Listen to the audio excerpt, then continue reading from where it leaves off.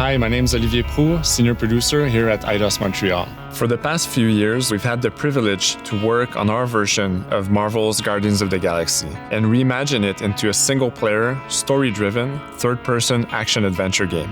It's our own fresh take on the Guardians, and something that's really unique to our game is that you get to be Peter Quill. As Star-Lord, you're constantly in the middle of the action as you try to lead this band of misfits. But today, I'm really excited to have all of you join us on this journey, and you'll hear more about the game from our team behind this project. Right, let's do this. I've always loved Marvel's cosmic characters.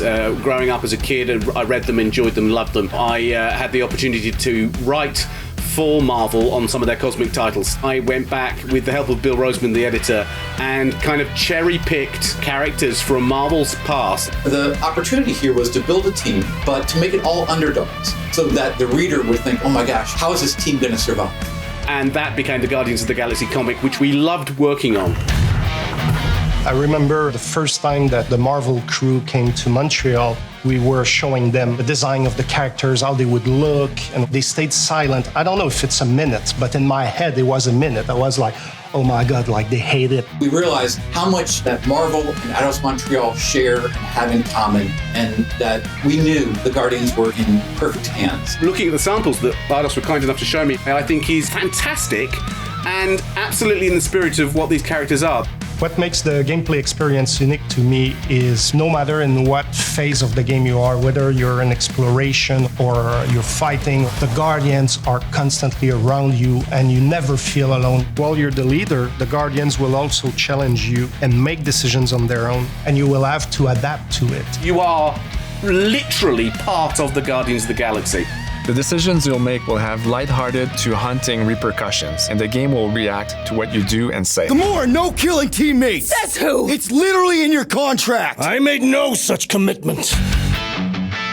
You are playing as Star-Lord and you're using your blasters and you're using your jet boots. Star-Lord is really empowering. He's very agile on the battlefield. He can slide and over with his jet boots. Of course, he has his elemental blasters that have different powers as well. And on top of all of this, he can use the unique abilities of his Guardians. We're not pirates. We're legally incorporated heroes for hire. Gardeners of the Galaxy? What? No! The story is about a group of misfits, the Guardians. In our world, they've been together for less than a year. They create something on a small scale that looks insignificant. And as they progress through the story, they discover that they created something really big that threatens the galaxy. There are a lot of very interesting villains in the Marvel franchise. And when you're starting to work on a story like this, you get to get your pick of which ones will make the best for this story. That gives us the opportunity to bring in some that are well known, but some that are also not all that well known. What Eidos is getting so right about them is capturing what it's like to be a misfit family. They're also bringing an amazing imagination to it. You're going to see planets and characters that are going to blow your mind. Interpreting it in its own way, I think, makes it feel incredibly fresh and exciting. It's not a matter of trying to replicate the comic or trying to replicate the film. It's trying to take the medium you're working in and make the best version of Guardians out of that. They made it fun. They made it rock and roll. They delivered everything you would want in a Guardians game.